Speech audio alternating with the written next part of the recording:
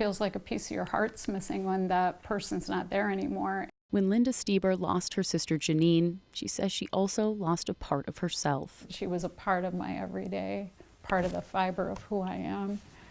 And so picking up those pieces is hard. I've kind of struggled with my own identity. Who am I in the absence of her? It's hard. Born 6 years apart, but through their bond, they felt like twins. We were silly. We were silly a lot of the time. Now Linda is left with only memories, photographs, homemade jewelry, and the journals of her beloved sister. One of the mementos she holds on to, a receipt of the last bottle of alcohol her sister bought before she took her own life. This was the bottle that she drank that led to her suicide. In February 2018, Linda lost Janine to suicide at 47 years old. To lose someone by suicide and know that in their final moments they were alone, didn't realize how absolutely precious they are. That's been a real tough thing to accept. It's a pain no family can ever prepare to endure, but one Linda knows all too well. In 2001, Linda says alcohol was feeding her own depression and she tried to kill herself. But Linda survived and has now been sober for 17 years. And having shared history, as tragic and horrible as it is, the sad element of it all is it doesn't surprise me anymore. She says they both struggled with divorce and chronic medical conditions, but it wasn't until after Janine died that Linda fully understood a dangerous similarity.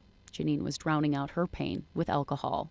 We're as sick as our secrets, and secrets, shame, those are the things that killed my sister. According to Mental Health America, those with substance abuse disorders are 6 times more likely to complete a suicide than those without. It's really sort of hard to cut those two apart because a lot of times people will use alcohol as a self-medication.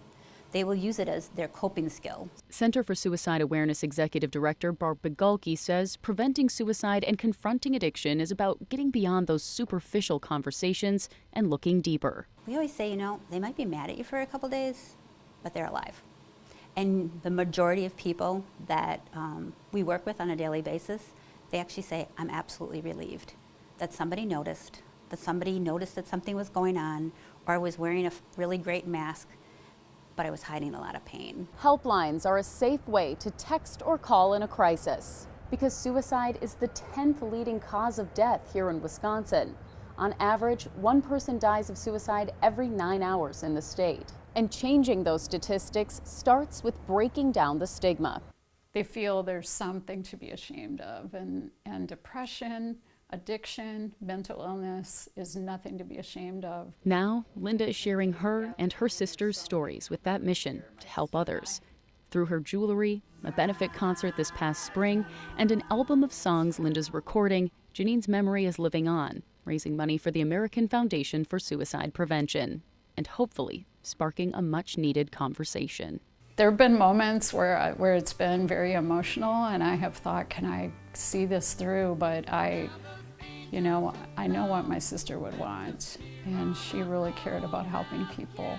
Her mission to help others and her love of people is the driving force behind all of this. Brittany Falkers, Local 5 News. There must have been 2 angels. There must have been 2 angels. There must have